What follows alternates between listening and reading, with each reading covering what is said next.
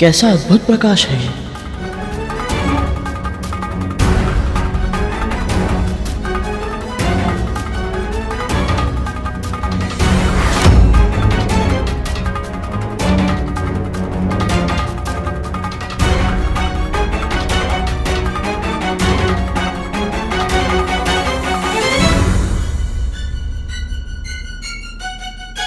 ये ऋषि आकार में इतने छोटे हैं,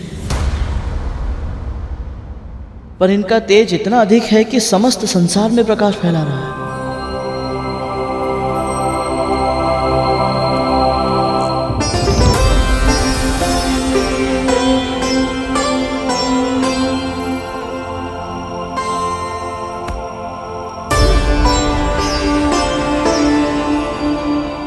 प्रणाम ऋषि श्रेष्ठ।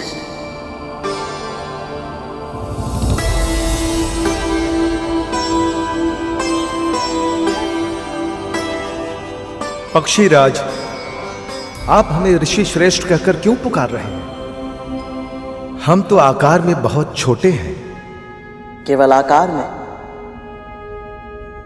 और श्रेष्ठता तो आकार से नहीं, बुद्धिमानी से प्राप्त होती है, ज्ञान से प्राप्त होती है। आप सब इतने तेजस्वी हैं कि आपके तेज को मैंने दूर से ही आभास कर लिया था। आपकी आभा इतनी पवित्र, इतनी दुर्लभ है कि मेरे मन में कोई संदेह नहीं। आप सब निश्चित रूप से महान हैं। मेरा प्रणाम स्वीकार करें। बहुत कम प्राणी हैं जो हमारे तेज का आभास करने में सक्षम है। यह तो तुम्हारे उत्तम पालन पोषण और संस्कारी व्यक्तित्व का प्रमाण है। धन्य है तुम्हारे पिता महर्षि कश्यप और धन्य है तुम्हारी मां विंता, जिन्होंने ऐसे निष्ठावान और सद्गुणी पुत्र को जन्म दिया। अधिकतर प्राणी शक्ति प्राप्त करते ही पहले अभिमानी हो जाते हैं, फिर अज्ञानी, किंतु तुम्हारे साथ ऐसा नहीं है। तुम इतने शक्तिशाली होने के बाद भी न केवल स्वयं से दुर्बल व्यक्तियों के प्रति संवेदनशील हो, बल्कि तुम्हें इस बात का भी आभास है कि छोटे से छोटे प्राणियों में भी कोई न कोई विशेष शक्ति अवश्य होती है। इसलिए हम सब तुम्हें आज अणिमा और महिमा का वरदान देना चाहते हैं। अणिमा वह सिद्धि है पुत्र, जिससे तुम अपना आकार जितना छोटा चाहो कर सकते हो, और महिमा वह सिद्धि है जिससे तुम अपना आकार जितना विशाल चाहो कर सकते हो। तुम्हारा कल्याण हो पुत्र।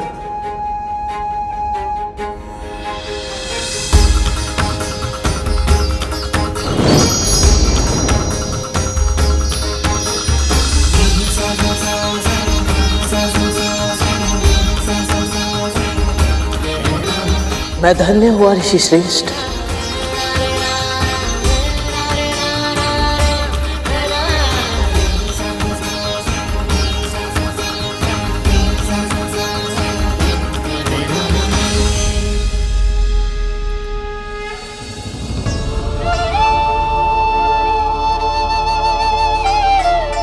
कहाँ रह गया गरुड़?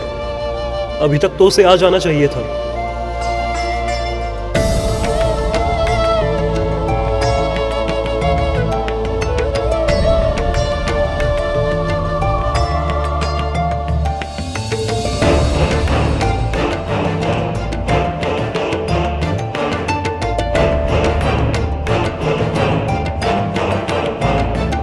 मैं जब भी गरुड़ को देखता हूँ मुझे लगता है जैसे माँ स्वयं मेरे समक्ष है।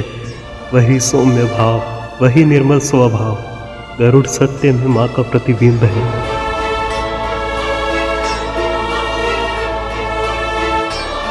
भैया,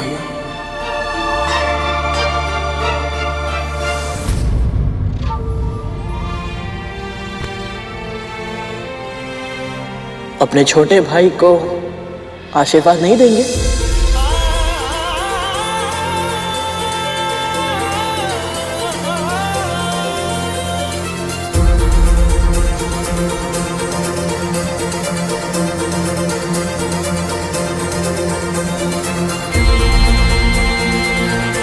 माँ भी बिल्कुल ऐसे ही तुम्हारे शीश पर हाथ फेरती होगी,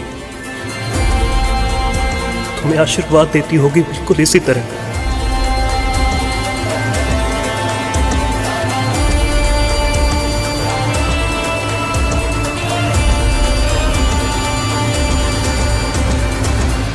और कभी कभी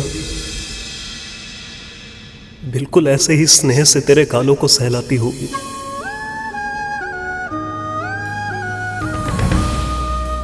तुझे अपने हाथों से स्नान कराती होगी। जब तुम्हें भूख लगती होगी तो अपने हाथ का बना स्वादिष्ट भोजन तुझे अपने हाथों से खिलाती होगी।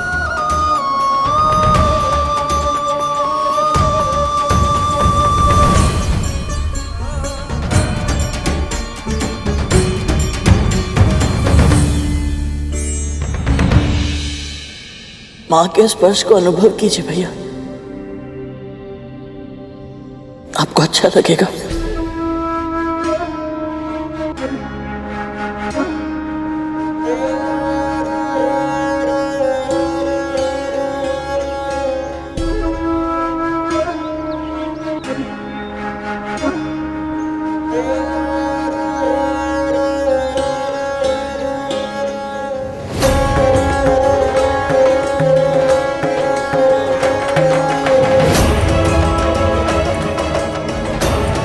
जिस प्रकार मैं अपनी विवशता का दास बन गया, उसी प्रकार आप भी अपनी बहन की दासी बनकर रहेगी।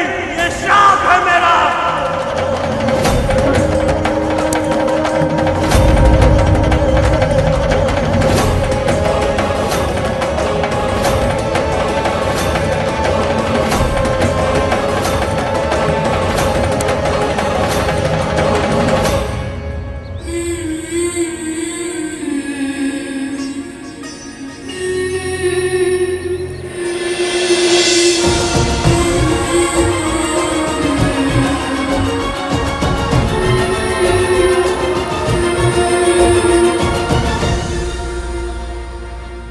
अरुण,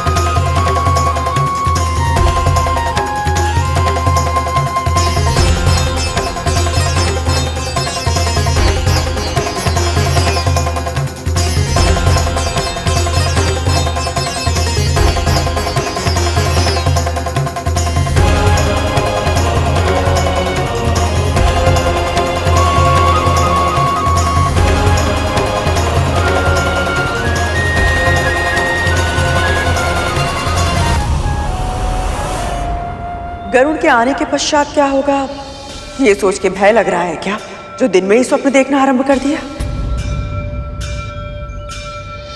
क्या हुआ? वही जो आपने कहा महारानी,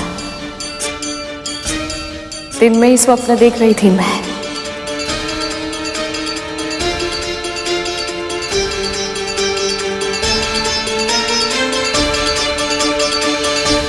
एक बार मेरे पुत्र मेरे पास वापस आ जाए, फिर इन मौत पुत्र के सारे स्वप्न बिखेर दूंगी मैं।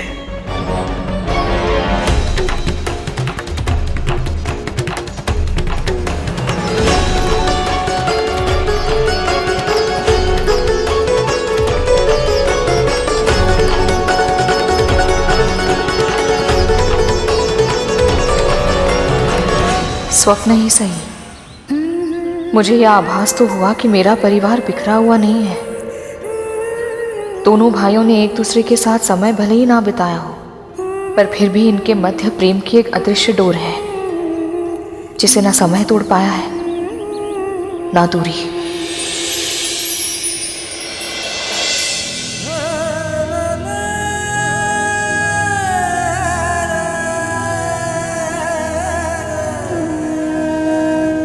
आज तुझे अपने इतने पास देखकर अपने हृदय से लगाकर ऐसा लगा जैसे मां को हृदय से लगा लिया हो। शब्दों में वो सामर्थ्य ही नहीं है गरुड़, जिनमें मैं बता सकूं कि आज मैं कितना प्रसन्न हूं। मेरे जन्म के बाद मैंने मां को जो श्राप दिया था, उसके बाद तो मां मुझे आपसे बहुत स्नेह करती है भैया। जितना आपका मन उनसे मिलने के लिए आतुर है, उससे कहीं अधिक व्याकुल है उनकी आंखें आपको निहारने के लिए। तो भैया देखिएगा, जब आप मां के सामने आएंगे ना, तो मां मुझे भी भूल जाएंगी।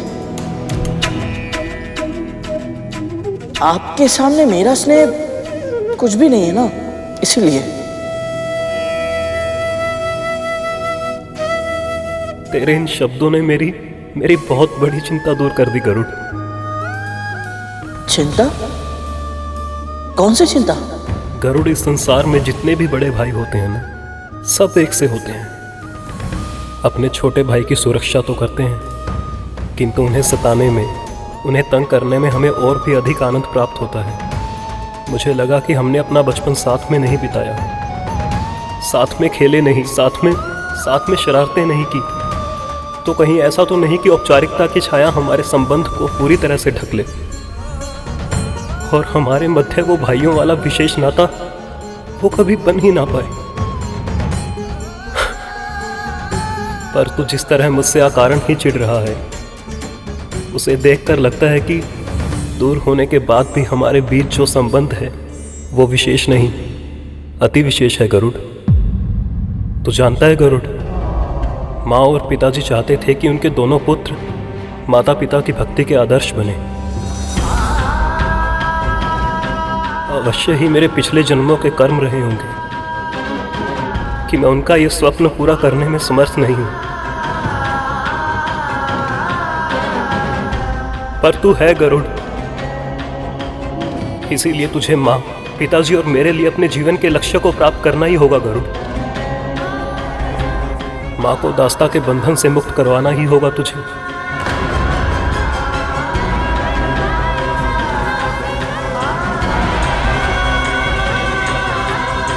मैं आपको वचन देता हूं भैया, मैं माँ को दास्ता से मुक्त अवश्य कराऊंगा। वचन देता हूं मैं।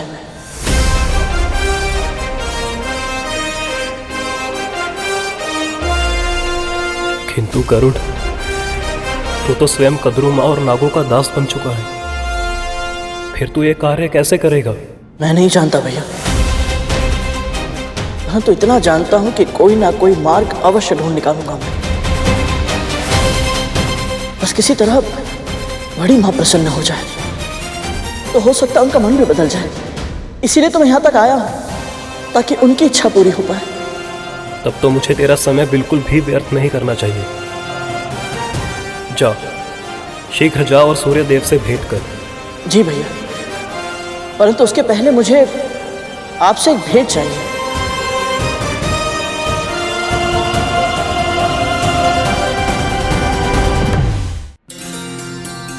पहली बार मेरे छोटे भाई ने मुझसे कुछ मांगा है। बोल, क्या चाहिए तुझे? भैया, जब से आप माँ से दूर गए हैं ना, माँ प्रतिदिन भोर की लालिमा में आपको देखती है और उसकी बूंदों में आपकी पीड़ा अनुभव करती है। वो किसी से कुछ नहीं कहती, पर मैं जानता हूं भैया कि माँ आपसे मिलने के लिए तरस रही है, आपको हृदय से लगाना चाहती है वो। इसलिए भैया आपको घर आना होगा।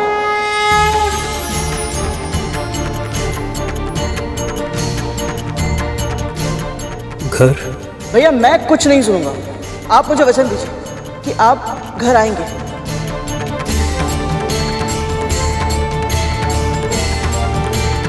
शीघ्र दीजिए वचन।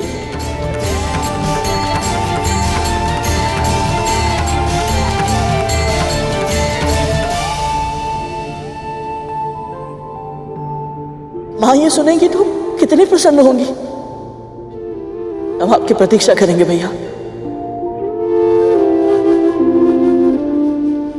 आज्ञा दीजिए।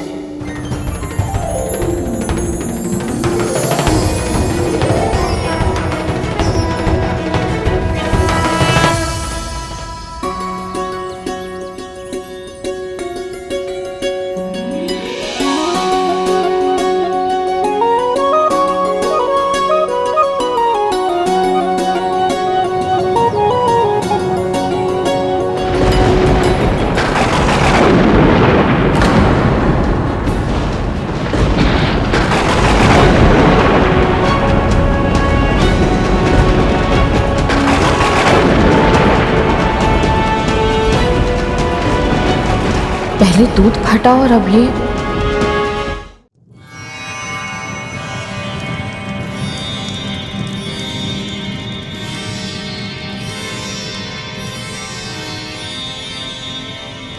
प्रणाम सूर्यदेव। यशस्वी भव। मैं तुमसे बहुत प्रसन्न हूं पक्षीराज। बताओ क्या इच्छा है तुम्हारी? अपनी बड़ी माँ की इच्छा पूरी करना, उन्हें प्रसन्न करना ही मेरी वास्तविक इच्छा है सूर्यदेव। इसीलिए तो मैं यहाँ आया हूँ, उनके लिए सूर्य पुष्प लेने। सूर्य पुष्प तो एक माध्यम है गरुड़। क्या तुम जानते हो तुम्हें यहाँ क्यों भेजा है कद्रु ने? संभव है वो मेरी परीक्षा ले रही हूँ। मैं अभी अभी उनका दास बना हूँ, तो हो सकता है वो मुझे जांच रही हूँ कि मैं उनके आदेश का पालन करते हुए अपने प्राणों को संकट में डालूंगा या नहीं। पर तुम जिस इच्छा से यहाँ तक आए हो वो मैं पूरी नहीं कर सकता गरुड़। मैं तुम्हें सूर्य पुष्प नहीं दे सकता।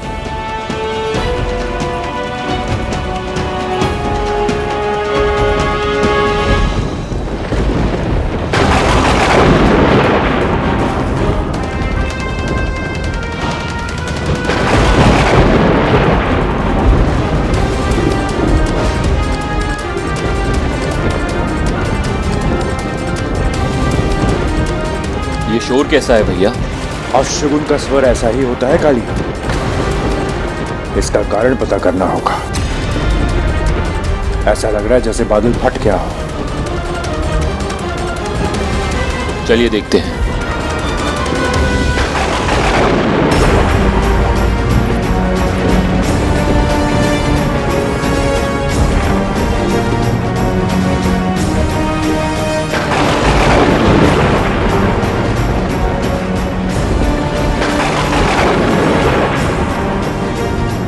क्या हुआ दासी माँ?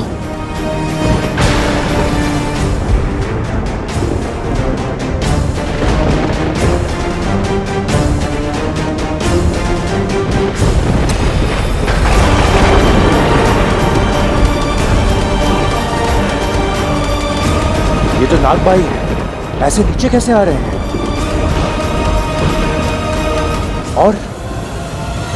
और गरुड़ कहाँ है? भैया मुझे लगता है कि सूर्य लोक के निकट पहुंचते ही तापमान बढ़ने लगा होगा और हमारे भाइयों ने निश्चय किया होगा कि वापस पृथ्वी लौट जाएं।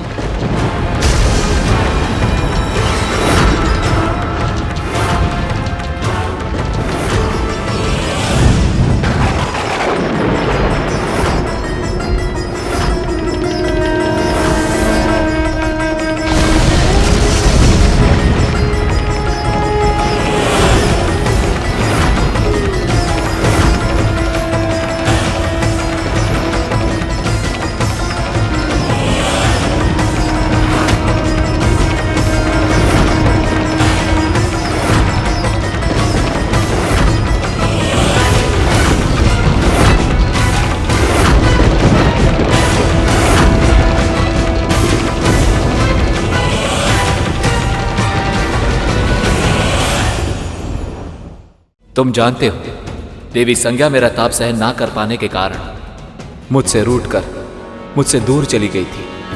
उन्हें प्रसन्न करने के लिए ही तो मैंने सूर्य लोक में विशेष फूलों की उत्पत्ति की थी। अब हर दिन मेरे प्रेम के प्रतीक के रूप में देवी संज्ञा के लिए एक पुष्प खिलता है, इसलिए उस पर उन्हीं का अधिकार है। तुम सूर्य पुष्प को पृथ्वी पर ले जा सकते हो, पर केवल तभी जब देवी संज्ञा तुम्हें स्वयं वो पुष्प दे। उनसे वो पुष्प लेना तुम्हारे लिए आसान नहीं होगा गरुड़, पर यदि तुम अपनी बुद्धि का उचित प्रयोग करोगे तो उपाय अवश्य मिलेगा। परंतु और हां, एक उपहार मैं भी तुम्हें दूंगा। अपना दाहिना हाथ आगे करो गरुड़।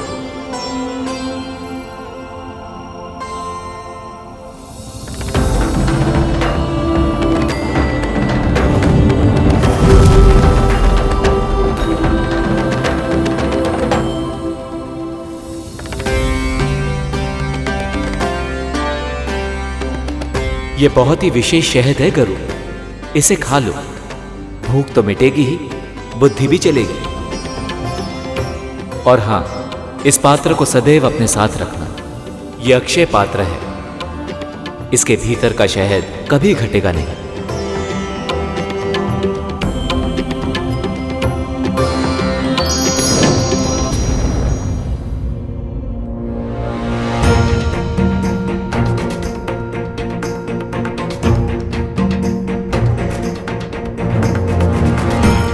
सूर्यदेव तो शहद की तरह मीठी मीठी बातें करके चले गए, परंतु मेरी समस्या तो वैसी की वैसी ही है, क्योंकि जब तक मैं देवी संज्ञा को मना नहीं लेता मुझे सूर्य पुष्प नहीं मिलेगा, और जब तक सूर्य पुष्प नहीं मिलता मैं अपनी मां के पास लौट नहीं पाऊंगा।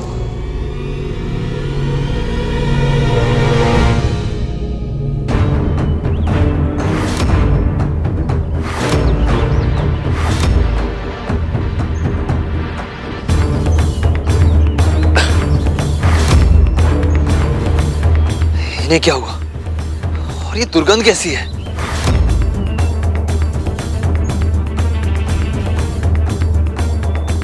त्वचा के जलने की दुर्गंध है कालिया।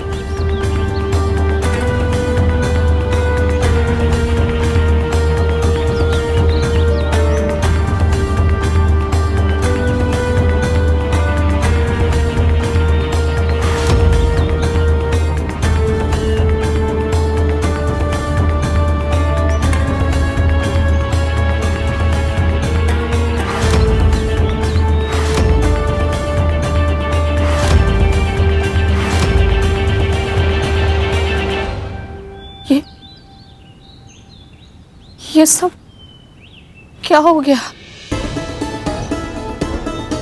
उठो, आंखें खोलो सब। ये सब कैसे हो गया? कद्रू दीदी को पता चलेगा तो?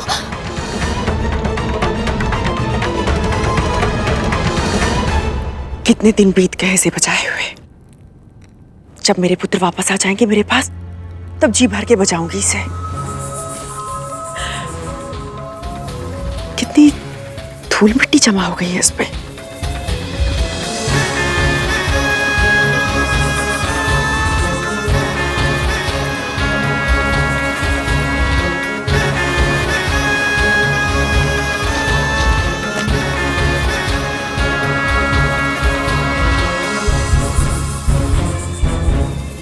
मांस चलने की गंध कहां से आ रही है?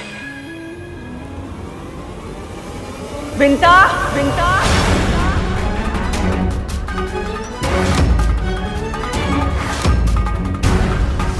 विंता, विंता,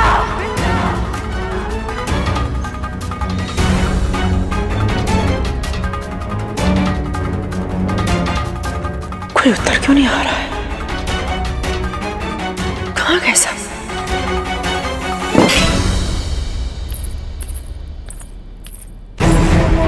कहां गए साहब? कहां गए साहब?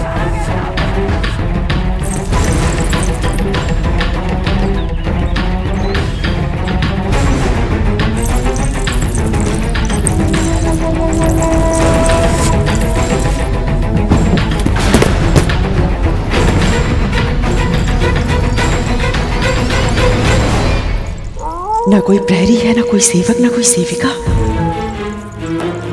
और तो और मेरे पुत्र भी नहीं दिखाई दे रहे हैं। कहाँ है ये सब? ये वायु, सियारों का स्वर, वो रो क्यों क्यों रहे हैं?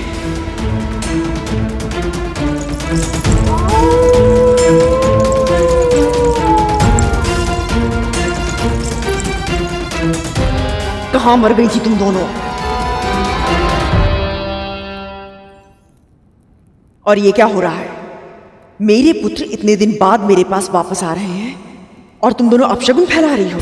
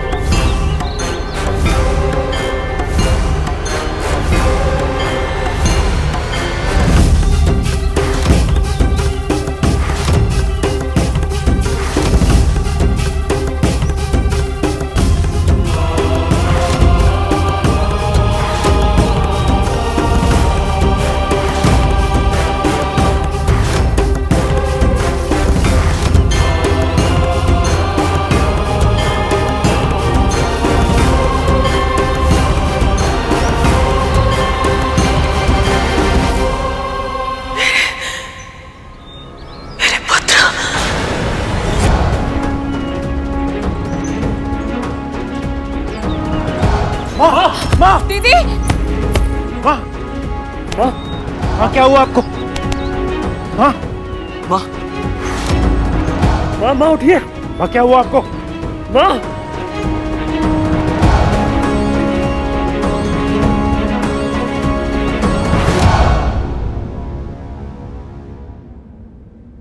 कुछ समझ में नहीं आ रहा।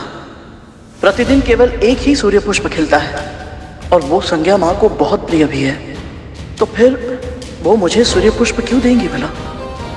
कैसे मना उन्हें?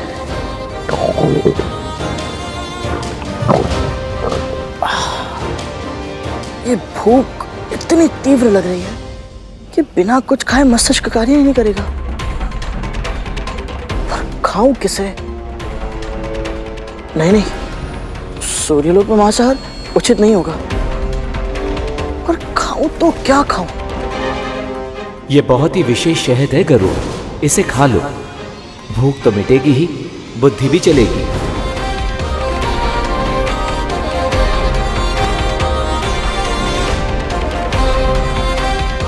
ये उत्तम रहेगा।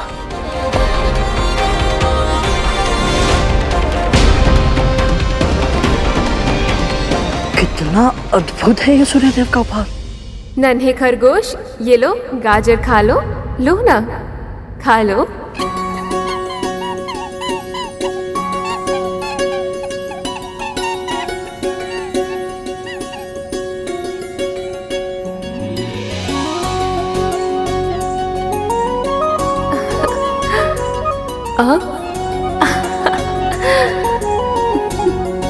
कितना चंचल है तू।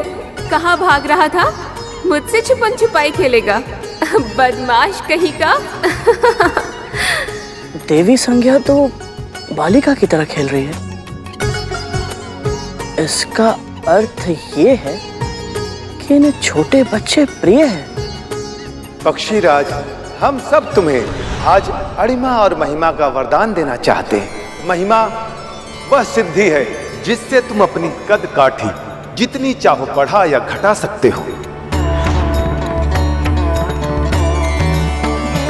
सूर्यदेव का ये उपहार अद्भुत है। शहद खाते ही बुद्धि तीव्र हो जाए, समस्या कोई भी हो, उपाय अपने आप मिल जाए।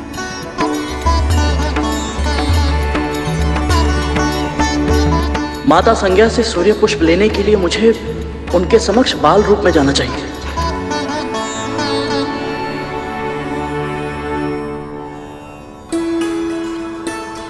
माँ। हाँ?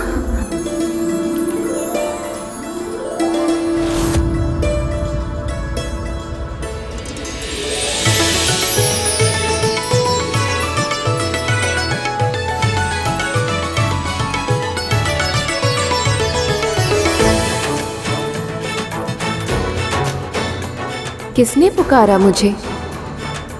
माँ। हाँ?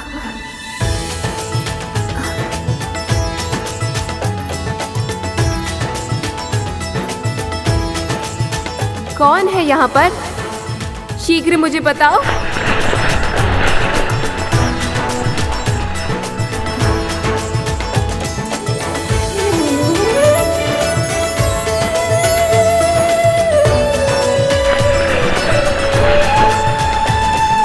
ये तो कोई छोटा पक्षी है।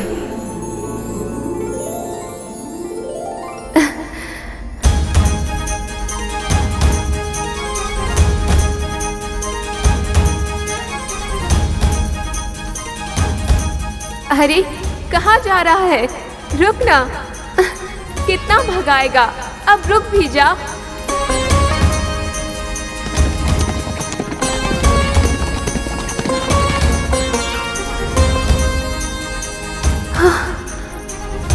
कहाँ लुप्त हो गया? अभी तो यही था। हाँ।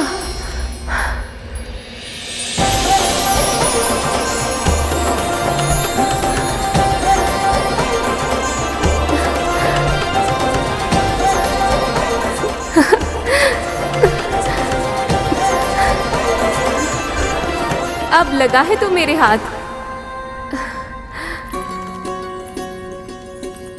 तू इतना चंचल है, फिर भी इतना सुंदर और सलोना है। प्रणाम भाभी माँ। अभी तो थोड़ी देर पहले मुझे माँ कह के पुकार रहा था, अब भाभी माँ बना दिया। अब सूर्यदेव की पत्नी है इसलिए मेरी भाभी हुई, और आयु में मेरी माँ की समान है इसलिए मेरी माँ हुई, तो मैं तो भाभी माँ ही कहूँगा ना। कौन है रे तू? क्या नाम है तेरा? मैं महर्षि कश्यप और विंतानंदन गरुड़ हूँ भाभी माँ। अरुण का भाई गरुड़? इतना बड़ा हो गया तू? यदि मैं इन्हें इस रूप में बड़ा लग रहा हूँ तो अपने असली रूप में कैसा लगूंगा? अरे हंस क्यों रहा है तू? आप भी कितनी भोली है भाभी माँ। अभी मैं कहाँ बड़ा हुआ हूँ, अभी तो मैं एक नन्हा सा प्यारा सा बालक हूँ। सही कहा तूने। अच्छा ये बता, तेरी माँ कहाँ है? वो तो कुटिया में है। पृथ्वी पर? तू यहाँ कैसे आया? उड़कर। भूलोक से सूर्यलोक तक तू उड़कर आया, और थका भी नहीं, बल्कि मुझे दौड़ा दौड़ा कर थका दिया। इतनी शक्ति कैसे है तेरे भीतर? मैं प्रतिदिन भोर में उठकर 108 बार सूर्य नमस्कार करता हूँ, इसीलिए। सच में? करके दिखाऊं? बस बस समझ गई कि तू बहुत शक्तिशाली है, पर शक्ति केवल व्यायाम से नहीं मिलती, उसके लिए अच्छा भोजन भी करना होता है। और तुझे देखकर लगता है कि तेरे इस छोटे से पेट को बहुत सारे भोजन की आवश्यकता है। चल तुझे कुछ खाने को देती हूँ। नहीं भाभी माँ, आपको कष्ट करने की कोई आवश्यकता नहीं है। भाभी माँ कहा है ना तूने, तो चुपचाप भाभी माँ के आदेश का तो पालन करना होगा, और अच्छे बच्चे हट नहीं किया करते, समझा? चल अब मेरे साथ। विमाता कद्रू की इच्छा पूरी करने के लिए तू कितना कुछ कर रहा है, पर तुझे आभास भी नहीं है कि कितनी बड़ी दुर्घटना घट गई है, और भूलोक पर कितना बड़ा बवंडर तेरी प्रतीक्षा कर रहा है।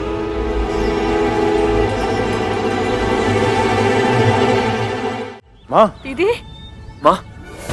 माँ आंखें खोलिए। माँ। माँ। माँ आंखें खोलिए। माँ आंखें खोलिए। क्या हुआ माँ आपको? पुत्र,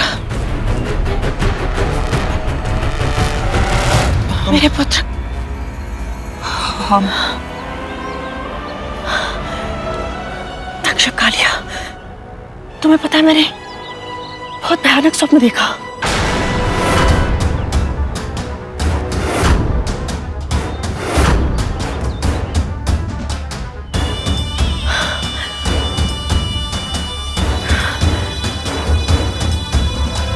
कुछ चल रहा है क्या?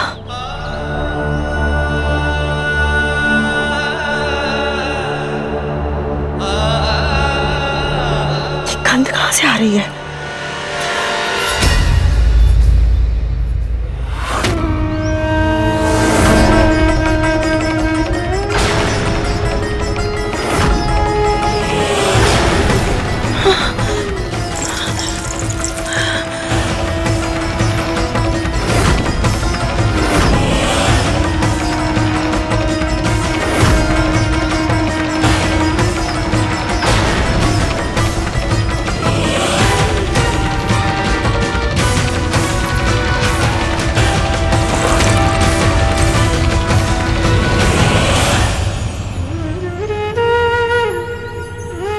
विष्णु लोक की यात्रा के समय सूर्यदेव और गरुड़ की भेंटावशी हुई थी, किंतु उसने सूर्य लोक में प्रवेश नहीं किया था। किंतु अब तुम्हारे आदेश के कारण उसे सूर्य लोक के भीतर प्रवेश करना होगा, और तब होगा उसे सूर्य के असहनीय तेज और विकराल ताप का अनुभव। उसके पंख जल जाएंगे, मृत्यु नहीं भी हुई तो भी तड़प तड़प कर वो पृथ्वी पर गिर जाएगा।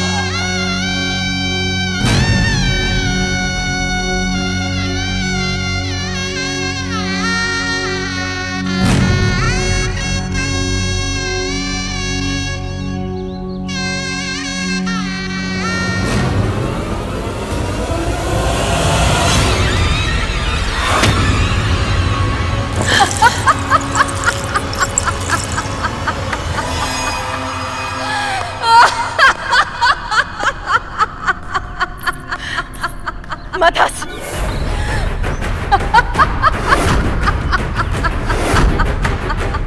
मैंने कहा ना तुझसे, मथस!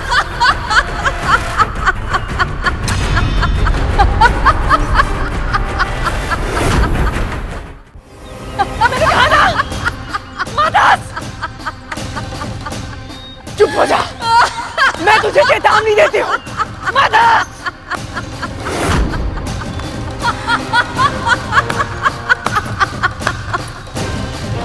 चेतावनी देती हूँ मैं तुझे, मदद! क्यों? मेरे हंसने से आपको रोना आ रहा है महारानी?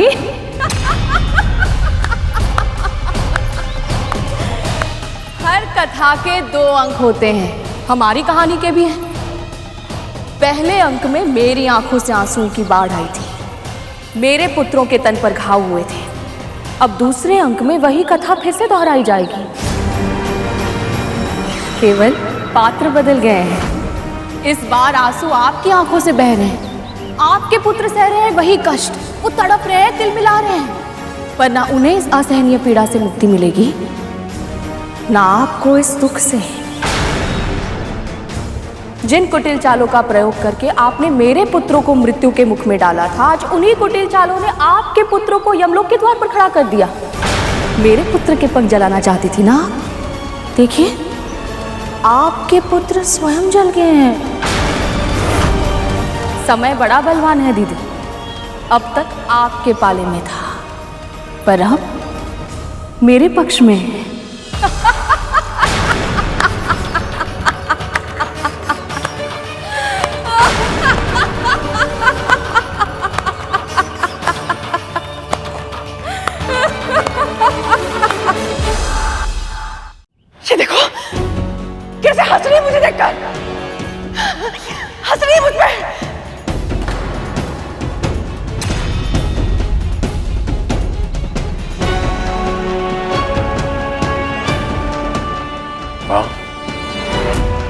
हंस नहीं रही, ये रो रही है माँ।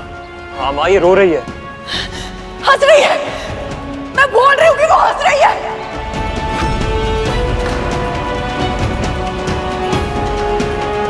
माँ ये क्या कर रही हैं आप? संभालिए अपने आप को। संभालिए स्वयं को माँ, सचेत हो जाइए।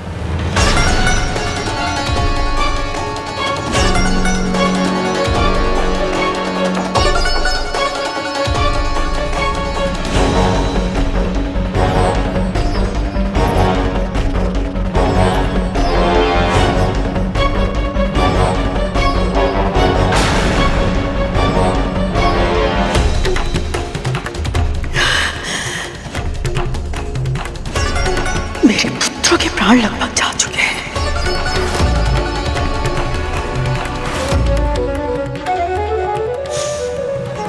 तेरा पुत्र कहाँ है? मैंने उसे सूर्य पुष्प लाने भेजा था ना?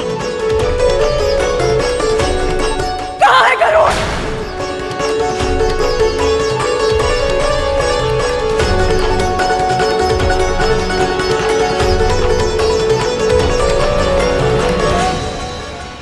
बस थोड़ा सा और। नहीं भाभी माँ, अब टनिक भी और खाया तो मेरा पेट फट जाएगा।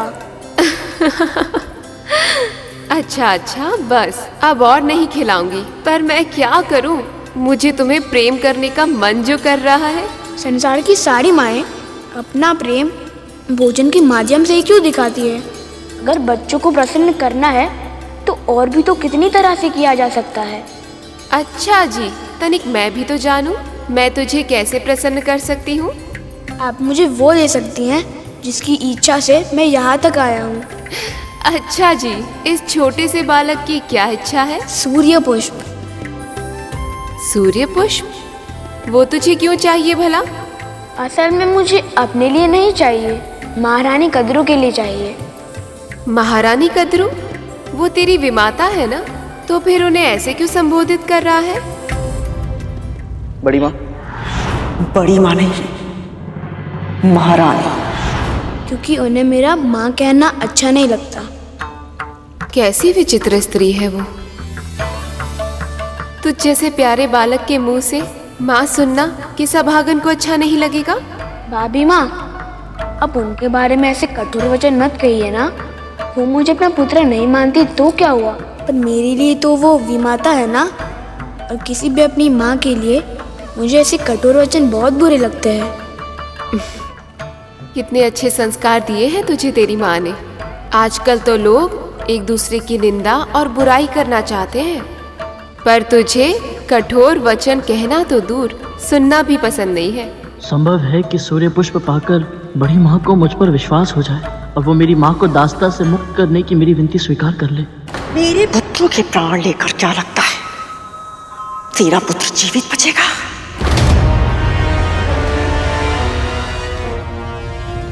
वो चाहे अंतरिक्ष में हो या पाताल में हो,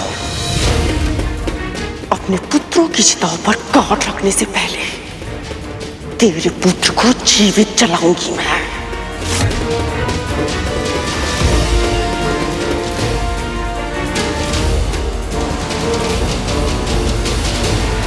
मैं नहीं जानती गरुड़ कहाँ है, पर इतना अवश्य जानती हूँ कि ये सब उसने नहीं किया है।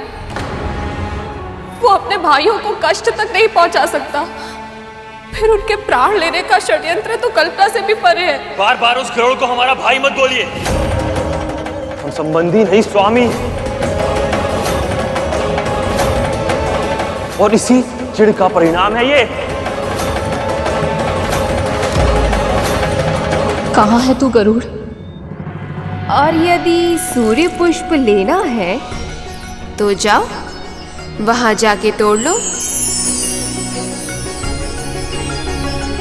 मैं सफल हो जाऊं, इसका आशीर्वाद माँ और भाभी दोनों को देना होगा। केवल इस कार्य में नहीं, तू अपने हर लक्ष्य में सफल हो गरुड़। मेरा आशीर्वाद सदैव तुम्हारे साथ रहेगा। यदि मेरे भाइयों को मरणासन अवस्था में उसने नहीं पहुंचाया तो और किसने पहुंचाया दासी माँ?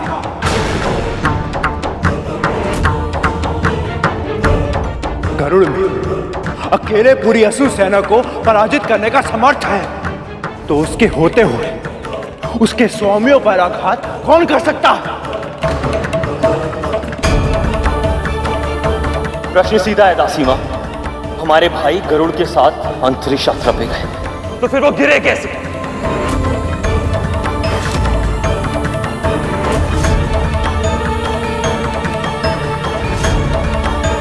उत्तर दीजिए दासी माँ, मुंह खोलिए। ये ऐसे नहीं बोलेगी।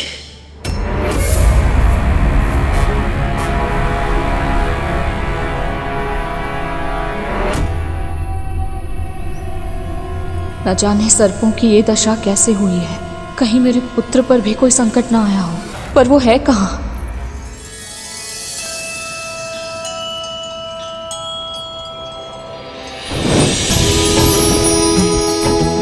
वो यही है सूर्य पुष्प जिसके लिए मैंने इतनी परीक्षाएं दी।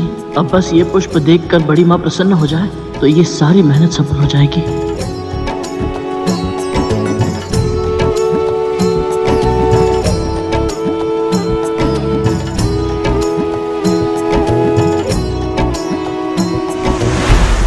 अरे ये पुष्प कहाँ लुप्त हो गया? इसे लेना इतना सरल नहीं है।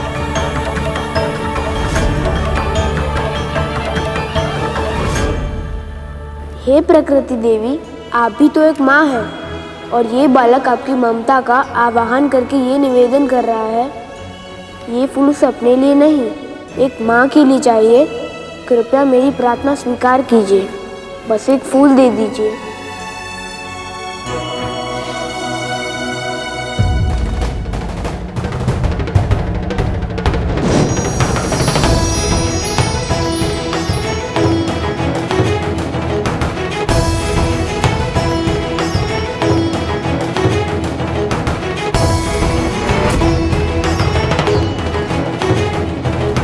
ये कैसी माया है? ये सूर्य पुष्प इतना लंबा कैसे हो गया? अब मैं इस पुष्प तक कैसे पहुंच पाऊंगा? इस फूल को लेना किसी बालक के लिए संभव नहीं है गरुड़।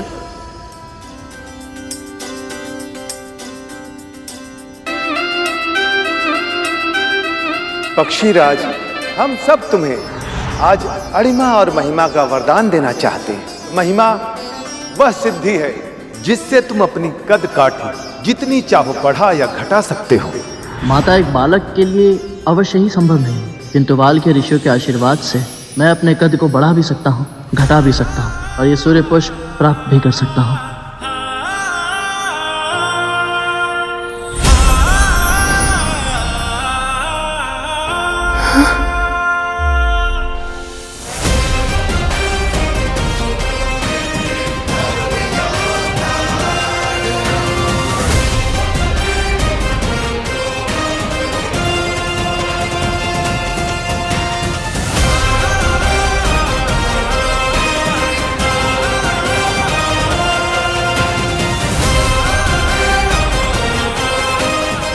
बस बस, मैं समझ गई कि तू कोई छोटा बालक नहीं है, पर मैं तुझे उसी रूप में देखना चाहती हूँ जिस रूप में मैंने तुझे पहली बार देखा था, नन्हे से प्यारे से बालक के रूप में।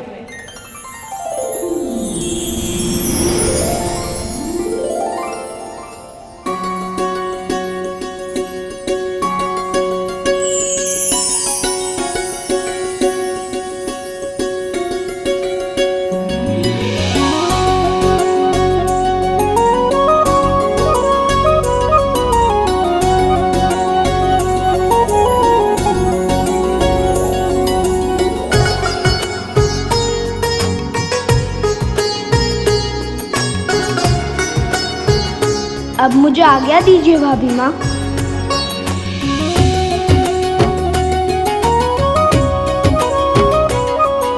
इतनी आसानी से सूर्य पुष्प लेकर तुम नहीं जा सकते हो गरुड़।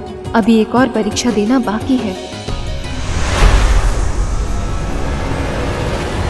अभी तो यहाँ कोई द्वार नहीं था, अचानक इतने सारे द्वार कैसे आ गए?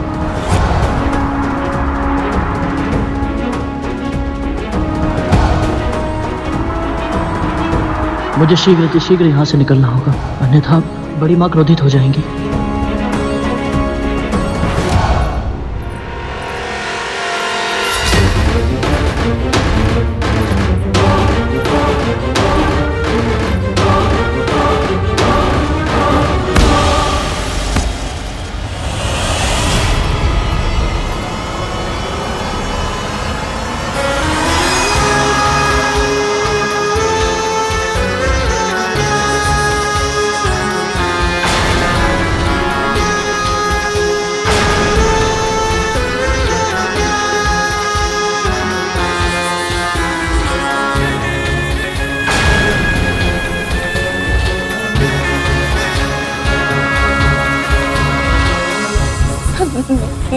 दीदी, मैंने और मेरे पुत्र ने कोई षड्यंत्र नहीं किया।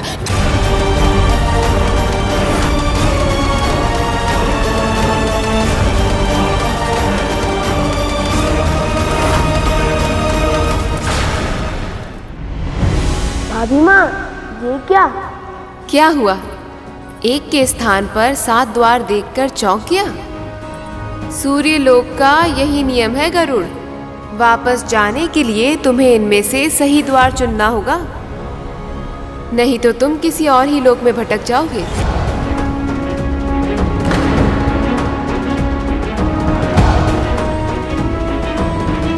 मुझे सही द्वार का पता कैसे चलेगा? देह की सीमा होती है गरुड़, पर मन की कोई सीमा नहीं होती। देह की गति से कहीं तीव्र भागता है हमारा मन। देह की आंखों से भी कहीं अधिक देख पाती हैं हमारे मन की आंखें। इसलिए जब कभी तुझे लगे कि तू अपना मार्ग भूल गया है या अपने पथ से भटक गया है, तो अपनी आंखें बंद करके अपने मन में झांकना। तेरा मन तुझे अवश्य ही सही मार्ग दिखाएगा।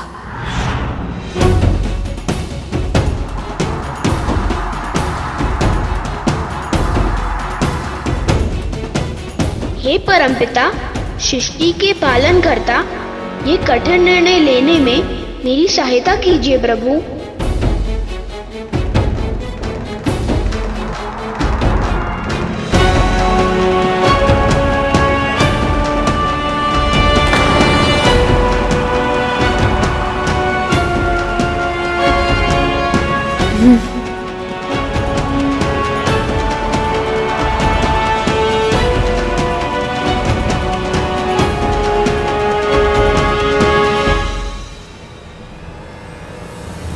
हे प्रभु, मैंने सही द्वार का चुनाव तो किया है ना?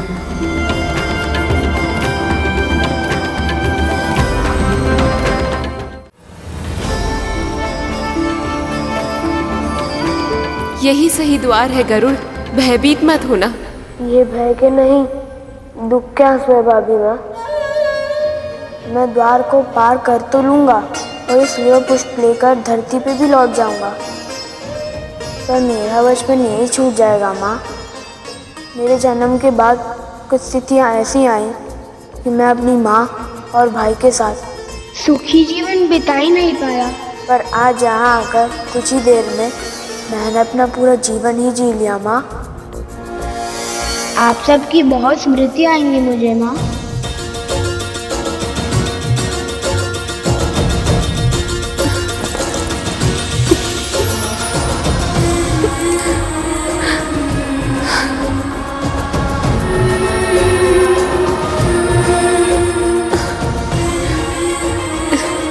मैं भी तुझे बहुत स्मरण करूंगी गरुड़।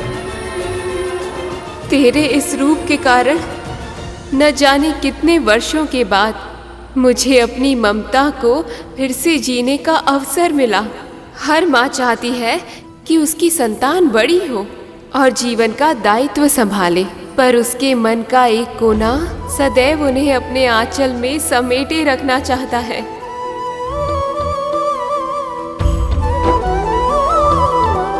तेरे कारण वो आनंद फिर से पाया है मैंने। सदैव सुखी रहो गरुड़, मेरा आशीर्वाद सदैव तेरे साथ है।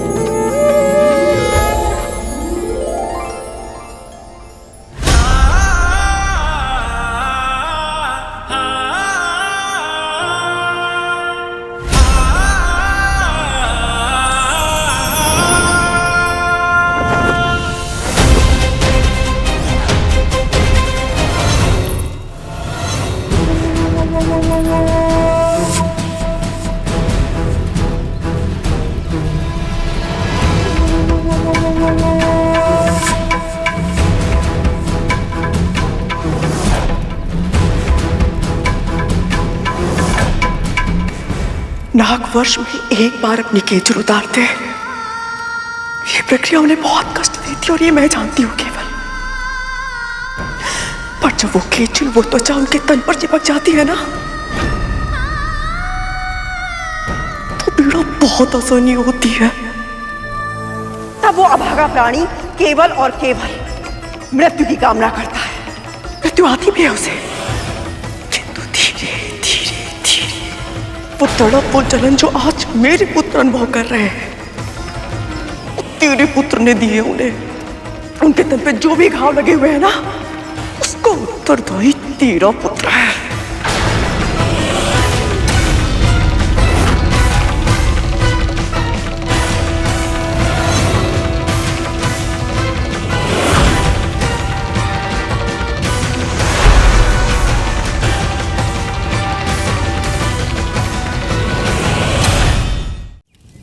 जो बोलूंगी मैं, जितने घाव मेरे पुत्रों के तन पे लगे हैं, उतने ही घाव तेरे तन पर होंगे।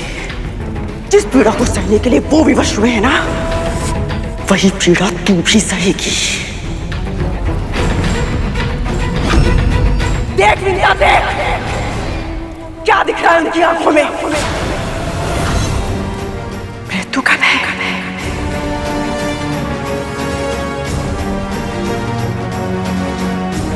वही भय मैं तेरी आंखों में देखना चाहती हूँ।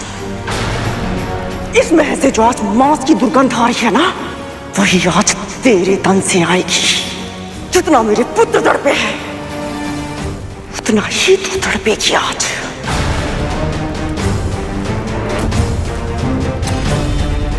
दीदी, ऐसे ही, बिल्कुल ऐसे ही मेरे पुत्रों ने भी मुझे पुकारने का प्रयास किया होगा,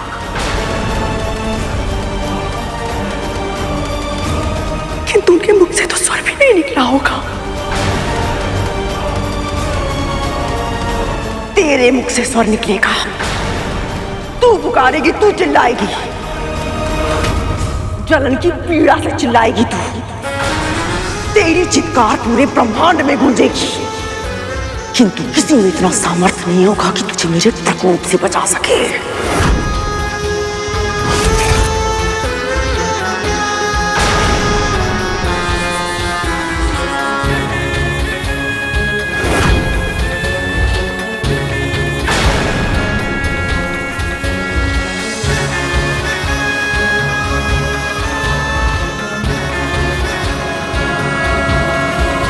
रुक जाइए बड़ी माँ।